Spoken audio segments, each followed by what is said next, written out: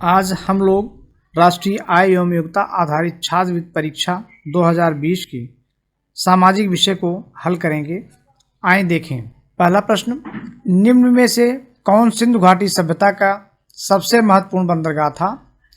इसमें सबसे महत्वपूर्ण बंदरगाह लोथल है। अन्य महत्वपूर्ण बंदरगाह भी थे सुरकोटड़ा एवं धौलावीरा। अगला प्रश्न, बुद्ध को महापरिनिर्वाण कहाँ प्राप्त हुआ था? इसका उत्तर है कुशीनारा। 483 ईसा पूर्व में कुशीनारा में बुद्ध की मृत्यु हुई और इसे महापरिनिर्वाण कहा गया। अगला प्रश्न, प्राचीनतम स्मृति है।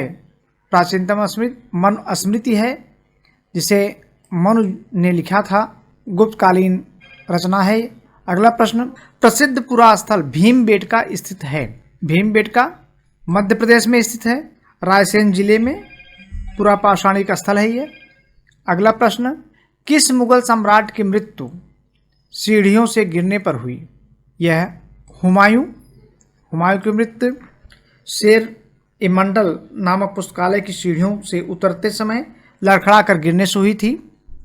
अगला प्रश्न, हल्दी घाटी का युद्ध किनके बीच लड़ा गया? इसका उत्तर महाराणा प्रताप और अकबर के बीच। 1576 में मेवाड़ का राजा राणा प्रताप एवं मुगल सम्राट अकबर के मध्य लड़ा गया था और अकबर की सेना का नेतृत्व राजा मान सिंह ने किया था उस समय। अगला प्रश्न, गलत जोड़ा है। इसमें कुतुब मीनार कुतुबुद्दीन ऐबक के द्वारा बनवाया गया है। अलाई दरवाज़ा अलाउद्दीन खिलजी द्वारा बनाया गया है। फतेहपुर सीकरी अकबर द्वारा बनाया है। ताजमहल यह यहाँ गलत है, ताजमहल को शाहजहां ने बनवाया था। अगला सवाल, सर थॉमस रो भारत में किस मुगल सम्राट के दरबार में आया था? सर थॉमस रो जहांगीर के शासनकाल में आया था। जनवरी 1615 में थॉमस रो इंग्लैंड के राजदूत के रूप में भारत आया। अगला प्रश्न, निम्नलिखित में कौन दिल्ली सल्तनत से संबंधित नहीं है? गुलाम वंश, खिलजी वंश ये दिल्ली सल्तनत से हैं।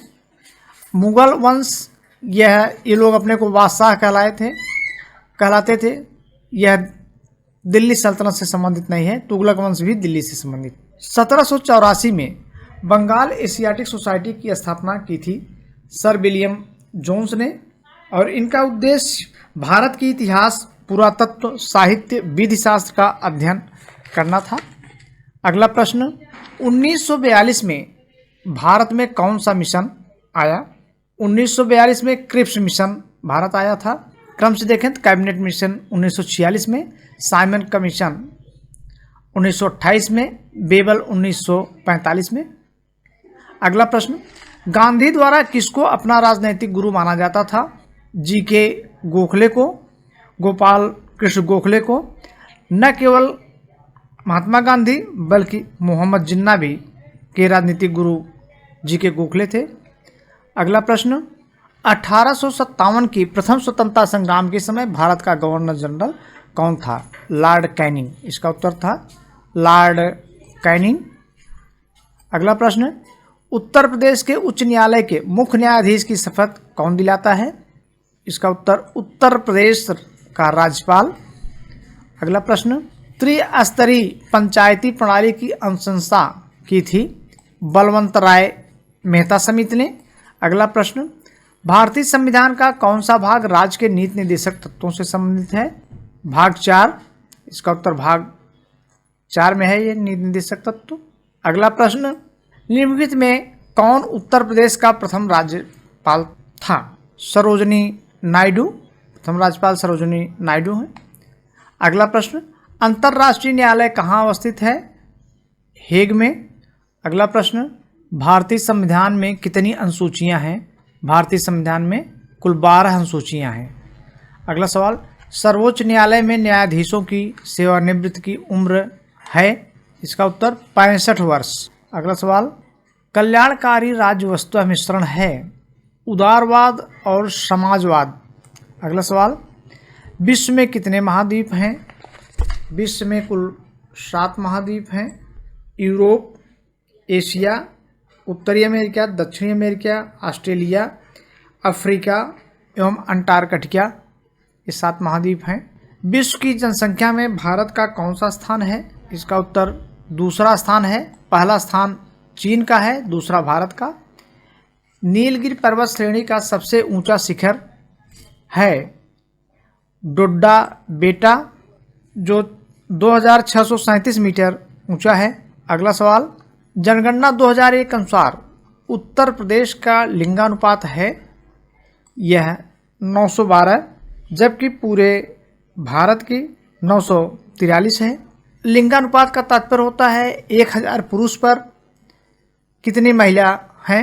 अगला सवाल, भारतीय गन्ना अनुसंधान संस्थान IISR स्थित है लखनऊ में। अगला सवाल, निम्नलिखित में से कौन गंगा नदी की सहायक नदी है? इन नदियों में यमुना नदी गंगा नदी की सहायक नदी है। दिन रात कहाँ बराबर होते हैं? तो विषुवत रेखा या भूमध्य रेखा पर, विषुवत रेखा को भूमध्य रेखा भी कहते हैं। यहाँ दिन रात दोनों बराबर होते हैं, क्योंकि सूर्य सीधा यहाँ पड़ता है, किरणें सीधी पड़ते हैं, दोनों तरफ बराबर होती है। अगला प्रश्न, हरिकेन क्या है? हरिकेन एक चक्रवात है। अगला सवाल, उत्तर प्रदेश का सबसे बड़ा जिला कौन सा है? इसका उत्तर लखीमपुर खीरी है, जिसका क्षेत्रफल 7680 वर्ग किलोमीटर है। अगला सवाल, ऊटी अवस्थित है? ऊटी तमिलनाडु में है। तमिलनाडु राज्य के नीलगिरी जिले में स्थित एक नगर है, जो हिल स्टेशन भी है। अगला सवाल, 1 डिग्री अक्षांश कितने किलोमीटर को दर्शाता है? इसका उत्तर 111 किलोमीटर। अगला सवाल, पंचायती राज का सैद्धांतिक आधार क्या है? पंचायती राज का सैद्धांतिक आधार लोकतांत्रिक विकेंद्रीकरण है। अगला सवाल, राष्ट्रपति का निर्वाचन होता है 5 वर्ष के लिए। अगला सवाल, सर्वप्रथम पारिस्थितिक तंत्र का शब्द का प्रयोग किसने किया? इसका उत्तर A.G. टांसले ने। पारिस्थितिकी इकोलॉजी का प्रयोग सर्वप्रथम जर्मन जीव वैज्ञानिक अर्नेस्ट हैकेल ने 1869 में किया था, जबकि पारिस्थितिकी तंत्र इकोसिस्टम शब्द का प्रयोग सर्वप्रथम A.G. टांसले ने 1935 में किया था।